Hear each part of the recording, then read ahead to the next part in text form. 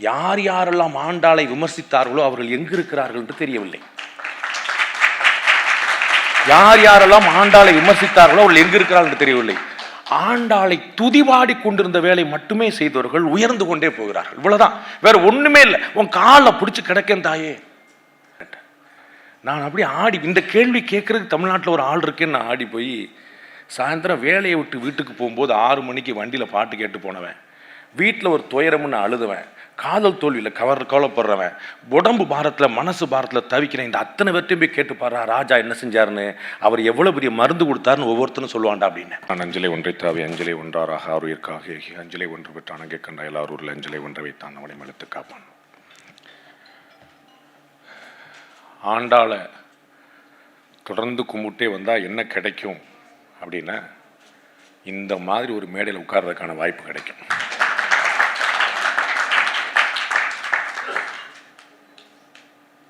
Minister அம்மாவை பாத்திர மாட்டோமா, ஒரு லெட்டர் அப்படி உள்ளே கொடுத்துட மாட்டோமா அப்படின்னு எவ்வளோ பேர் க்யூவில் நிற்கிறாங்க. பிளாக்ல டிக்கெட் விற்றுருப்பேன் இன்றைக்கி. நான் அம்மாவை பார்க்க போகிறேன், உங்களுக்கு எதாவது அப்படின்னா வந்து எனக்கு நான் ஃபைனான்ஸ் மினிஸ்டரில் பார்த்த மாதிரி ராஜா சார் கேட்கவே வேண்டாம். வந்து ஒரு ஒரு இசை ஞானி தாண்டி அது என்னென்னமோ நம்ம சொல்லிகிட்டே போகணும். ராஜா சார் கூட ஒரு ப்ரோக்ராமுக்கான ஒரு ஆங்கர் பண்ணுறதுக்கான ஒரு சின்ன சந்தர்ப்பம் கிடச்சிது. அப்போ சார் என்னை ஃபஸ்ட்டு பார்க்குறாரு, நீ தான் ஆங்கர் பண்ண போறியா ஆமாம் அப்படின்னாரு. நான் பேச மாட்டேன் அப்படின்னு. இவ்வளோ தான், நானும் சாரும் பேசிக்கிட்டே தான். உனக்கு இங்கே என்ன வேலை அப்படிங்கிறதா அவர். நான் மௌன விரதம் பேச மாட்டேன், சும்மா அப்படி வந்தேன். சரி என்னென்ன பேட்டி விடணும். நம்ப மாட்டீங்க, பேட்டிக்கு வந்த கெஸ்ட் அத்தனை பேரும் ராஜா சாரை கண்டு எப்படி நடுங்கினாங்கன்னு நான் தான் சாட்சி. அவங்க எல்லாருமே ஜாம்பவான்கள். அதான் பெரிய, அதான் ஜாம்பவான்களுக்கெல்லாம் ஜாம்பவானாக இருக்கிறதுன்னு ஒன்று இருக்குது பார்த்தீங்களா, அது வந்து அது பயங்கரம், அது டிவைன் பிளெஸிங்ஸ். அது முழுக்க அவங்க எல்லாரும் என்கிட்ட கேட்டுக்கிட்டது வந்து, சார் என்னை பார்க்காம பார்த்துக்கோ, நீ அப்படியே என்கிட்டயே பேசு, நான் பாடி லாங்குவேஜில் மெயின்டைன் பண்ணிக்கிறேன், நீ என்கிட்ட சாட்டை மாட்டி விட்டுறாத அப்படின்ட்டு அவ்வளோ தூரம் வந்து வைங்க. அப்படியே சாருடைய ஏஜ் தெரியுமா, இன்னமும் பாட்டு எப்படி போகிறாரு பாருங்க. அது வந்து மனிதர்கள் இசைக்கிற பாட்டா அது. நானும் பேட்டியில் 10 தடவை ஒரு கேள்வி தான் கேட்டேன், ஒரே கேள்வி தான் 10 தடவை. எப்படிங்க அப்படின்னு, எப்படி அவர் அருவி எப்படி விழுது, குருவி எப்படி பறக்குது, திரும்ப அருவி குருவியா போச்சா. அது தலைவருக்கு வந்து அது அப்படி சாத்தியமாக இருக்குது. அது வந்து இறைவனுடைய பரிபூர்ண கிருபை. எப்படி ஒரு எம்எஸ் அம்மாவோ எப்படி மாதிரி ஒரு இளையராஜா, அது வந்து ஒரு ராஜாசா தான். அதுக்கப்புறம் அங்கே வந்து 2வது முன்னாடி பின்னாடி, ராஜாவுக்கு அடுத்து யார், ராஜாவுக்கு முன்னாடி, அந்த பிஸ்னஸ்லாம் கிடையாது. ராஜான்னா ராஜா இல்லை, எம்பரர், சக்கரவர்த்தி. அது வந்து அது வேற ஒரு, அது எல்லாரும் சொல்லிகிட்டே இருப்பாங்க என்ன விடிய என்கிட்ட ஒருத்தர் பேட்டி கேட்டார். அப்போ நான் சப்ஜெக்டுக்குள்ளே போயிடுறேன். ஏன்னா நம்ம வந்து என்கிட்ட ஒரு பேட்டி கேட்டும்போது இப்போ இன்ட்ரோடக்ஷன் பண்ணிட்டாங்க, ஹானரபிள் மெம்பர் ஆஃப் பார்லிமெண்ட் அப்படின்னா. அப்படியா, இது மறந்தே போச்சே சார்.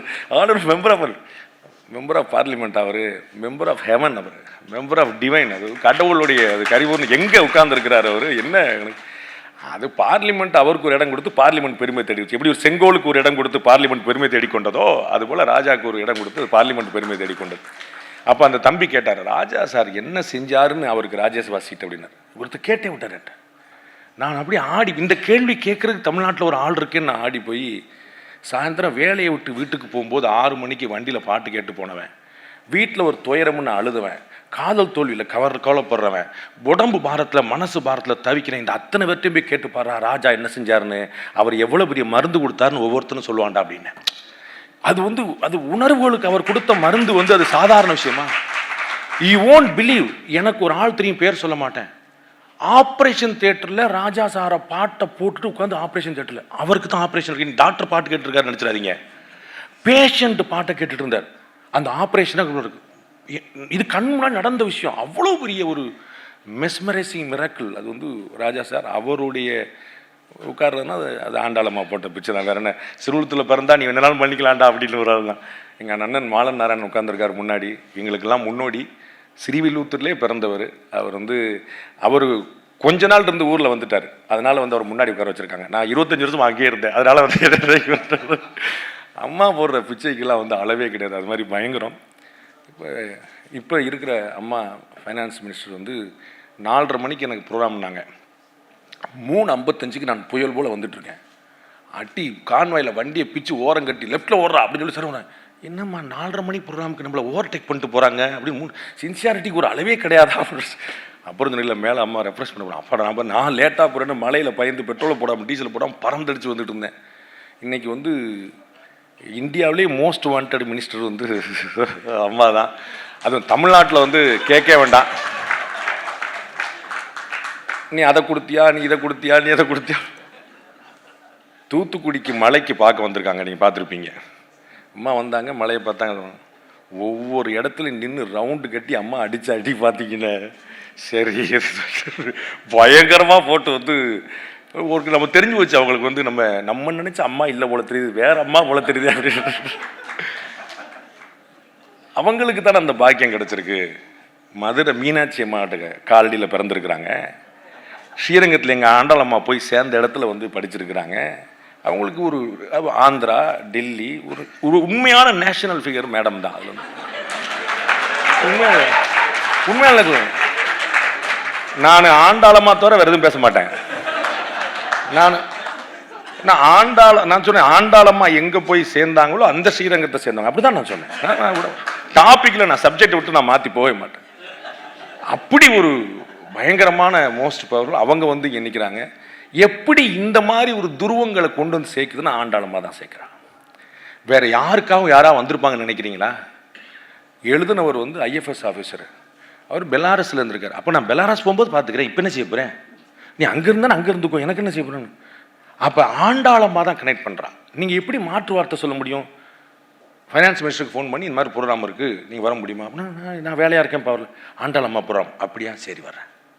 ராஜா சார்ட்ட நீங்கள் அப்பாயின்மெண்ட் வாங்க முடியுமா? நடக்கவே போல. ஆண்டாளம்மா வந்து அப்போ கற்பனையே பண்ண முடியாத விஷயத்துக்கான கனெக்டிங் பாயிண்ட் தான் ஆண்டாளம்மா இருக்கா. இந்த மார்கழி மாதத்தில் அவளை பேசுகிறதோட வேற என்ன இருக்கு? பேசிக்கிட்டே விடணும். இந்த புத்தகம் என்ன செய்யுது? அடுத்த தலைமுறைக்கும் ஆண்டாளை கொண்டு போகுது. யார் யாரெல்லாம் ஆண்டாளை விமர்சித்தார்களோ அவர்கள் எங்கு இருக்கிறார்கள் என்று தெரியவில்லை.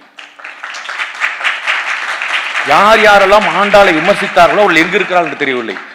ஆண்டாளை துதிபாடி கொண்டிருந்த வேலை மட்டுமே செய்தவர்கள் உயர்ந்து கொண்டே போகிறார்கள். இவ்வளவுதான், வேற ஒண்ணுமே இல்லை. உன் காலை பிடிச்சு கிடக்கேன் தாயே, வேற ஒண்ணுமே இல்லை. மற்ற நம் காமங்கள் மாற்றையில் ரொம்பவன் காலை பிடிச்சிட்டு நீ தான் எனக்கு கதி அப்படின்னா அவன் வந்தாடா சந்தோஷமா நம்ம வேடா நல்லா அப்படி ஏத்திக்கிட்டே இருக்கான். இவ்வளவுதான் பாயிண்ட். எங்க ஊர்ல மொத்தம் 13 பட்டர் வீடு. ஸ்ரீவில்லிபுத்தூர்ல 13 பட்டர்களும் ஃபாரின் ரிட்டர்ன். ஆண்டாளம்மா இங்கே பாரு, எனக்கு கைங்கரியம் ஒன்று, அங்கே போய் சம்பாதிச்சிட்டு வா. எல்லாம் ஃபாரின், லண்டனில், சிங்கப்பூரில், ஆஸ்திரேலியாவில் அவ்வளோ பிரமாதமாக இருக்கும். பக்தர்கள்லாம் வந்து பிரமாதமாக இருக்காங்க. ஒரு பிரச்சனை கிடையாது. அறநிலைத்துறையிலேருந்து எவ்வளோ குடைச்சல் வந்தாலும் அதை தாண்டி சந்தோஷமாக இருக்கிற அளவுக்கு அவங்க பேர். ஆண்டாளம்மா வேற ஒன்றுமே கிடையாது. அப்போ கைங்கரியம் பண்ணால் என்ன கிடைக்கும்? ஆண்டாள் தான் சாட்சி. அப்படிப்பட்ட ஆச்சரியமான கைங்கரியத்தை ஜெய்சுந்தர் பண்ணியிருக்காரு. இன்னைக்கு அவர் ஒரு ஐஎஃப்எஸ் ஆஃபீஸர் உட்கார்ந்துருக்காரு. நாளைக்கு இன்னைக்கு ஒரு ஐஎஃப்எஸ் ஆஃபீஸர் எங்க உட்கார்ந்துருக்காருன்னு பார்த்துக்கோங்க. அவ்வளோதான் சொல்லுவோம். புரிஞ்சவங்க புரிஞ்சுக்கோங்க, புரியாத புரிஞ்சுக்கோங்க. அப்புறம் கேட்டால் அம்மா வச்சு நீ பாலிடிக்ஸ் பேசிட்டேன், அதெல்லாம் செய்ய மாட்டேன். அடுத்த தலைமுறைக்கு ஏன்னா நிறைய திருப்பாவையில் பார்த்தீங்கன்னா திருப்பாவைக்கும் திருமொழிக்கும் பாஷ்யம் எழுதுறதுக்கு ஆச்சாரியர்களும் குருமார்களும் சுஜாதாவும் மாலனும் எல்லாரும் ஆசைப்பட்டிருக்காங்க. எப்படியாவது நம்ம ஒன்று எழுதிடுவோம், நம்ம ஒரு பாசம். அவ அவ்வளவு சீண்டுவா, அவ்வளவு தூண்டுவா. அப்படி எழுது என்ன எழுதுறா, உனக்கு என்னடா பழம், எழுதுறா அப்படின்னு அப்படி தூண்டுவா. எல்லாரும் எழுதுவாங்க. அப்படிப்பட்டு என்ன காரணம்? அந்த ஊர் சாதாரணப்பட்ட ஊரா? கோதை பிறந்த ஊர், கோவிந்தன் வாழும் ஊர்.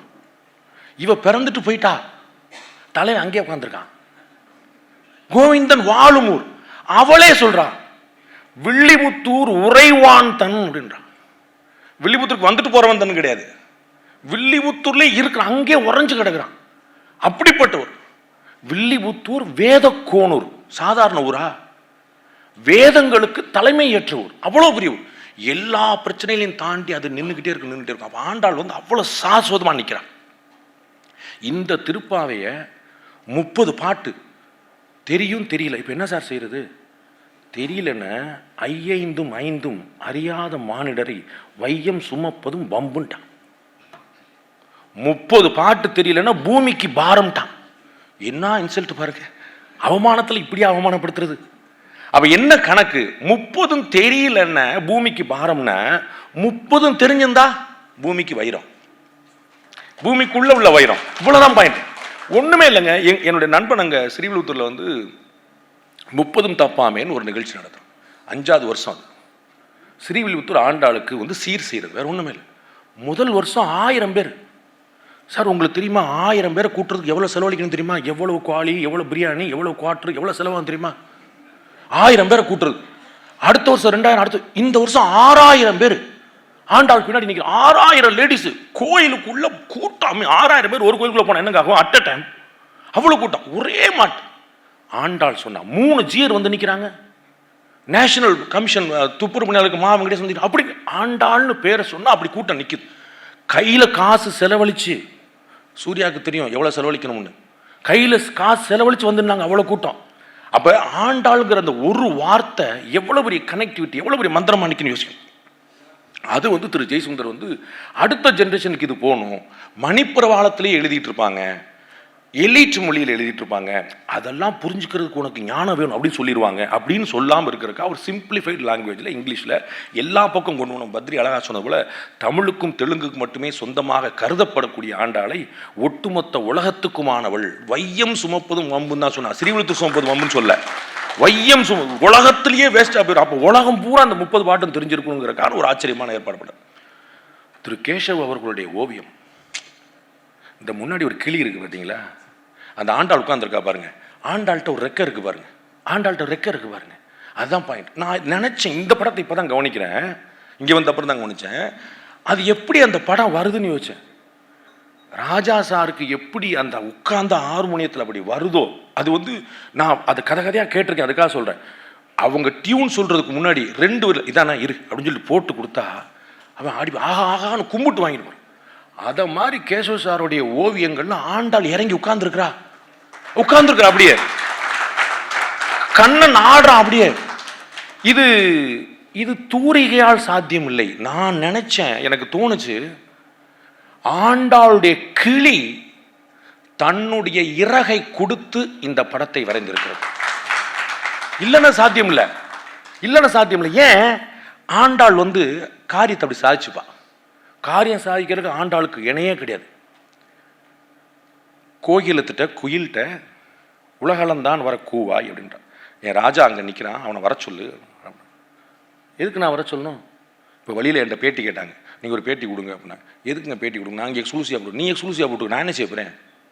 அப்போ கேள்வி வரும்ல. அப்போ குயில்கிட்ட வந்து உலகளந்தான் வர கூவாய். அப்போ குயில் கேட்கும்ல, எதுக்கு நான் எதுக்கு கூணும்? உனக்கு என்ன, நீ கூவு இதானே சொல்லுவோம், நான் எதுக்கு கூணும்? அப்போ சொல்கிறா, அடிசிலோடு பால் அமுது ஊட்டி எடுத்த என் கோலக்கிளியை. கிளி எப்படி பாருங்க, சாதாரண கிளியில கொழுன்னு இருக்கு, கொழுத்து போயிருக்கு. அடிசலோடு அக்கார் அடிசல் போட்டு பால் அமுது ஊட்டி எடுத்து, அதுல அக்கார் அடிசலே பால் வந்து வத 100 லிட்டர் பால் 1 கிலோ அரிசின்றான். அதுல பால் அமுது ஊட்டி எடுத்து வளர்த்த என் கோலக்கிளியை உன்னோட தோழமை கொள்ளுவன் குயிலே. அவளை ஃப்ரெண்டாக்குறேன் பாரு. நம்மகிட்ட கிளி மாதிரி பொண்ணு இருக்குன்னு சொல்லும் பாருங்க, கிளியே இருக்குன்ற ஆண்டாள். ஏன் கிளி இருக்குது, குயில் உனக்கு ஃப்ரெண்ட் ஆக்குறேன், உன்னோட தோழமை கொள்ளுவன் குயிலே உலகளந்தான் வர கூவாய்.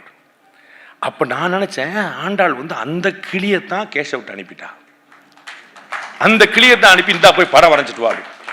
எவ்வளவு ஆச்சரியமான படங்கள். அவர் சொன்னது போல போட்டி போடுது, இந்த பக்கம் நம்ம எழுத்த படிப்போமா, இந்த பக்கம் படத்தை பார்ப்போமா அப்படின்னு.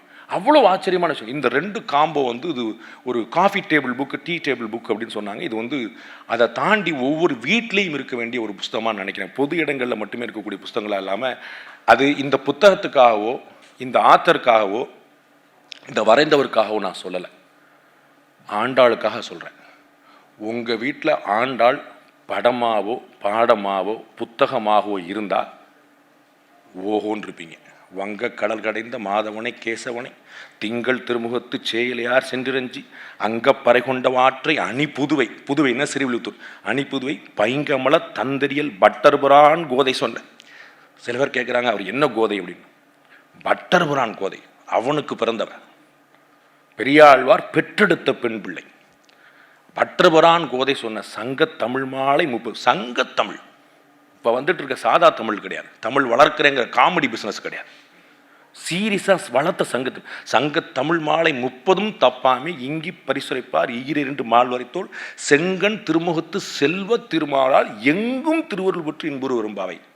எங்கும் ஒவ்வொரு வார்த்தையும் பார்க்கணும். உன் வீட்டில் நல்லா இருப்ப, பக்கத்து வீட்டில் நல்லா இருப்பல, எல்லா இடத்துலையும் நல்லா இருப்ப. அதற்காக இந்த புத்தகத்தை வடிவமைத்த, பங்களித்த, பார்க்க வந்த அத்தனை பேருக்கும் நன்றி, வாழ்த்துக்கள்.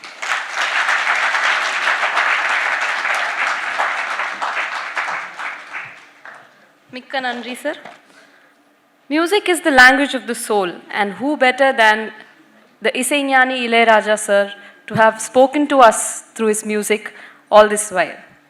Sir, the stage is yours.